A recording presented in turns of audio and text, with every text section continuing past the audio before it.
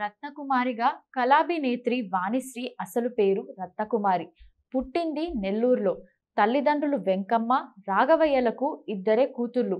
తండ్రి చిన్నతనంలోనే అనారోగ్యంతో మరణించడంతో తల్లి వెంకమ్మ ఇద్దరు పిల్లలతో మద్రాసు చేరుకుంది.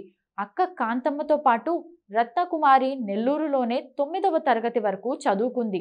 తర్వాత మద్రాసులోని దుర్గాబాయ్ దేశ్ముఖ్ మహిళా సభ వారి పాఠశాలలో చేరి మెట్రికులేషన్తో పాటు సంగీతం, భరతనాట్యం కూడా నేర్చుకుంది.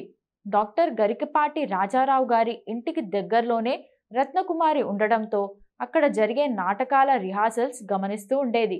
అదే నటన మీద రత్నకుమారి అభిరుచి పెంచుకునేందుకు దోహదపడింది. కానీ తన దృష్టంతా సినిమా నటన మీదే.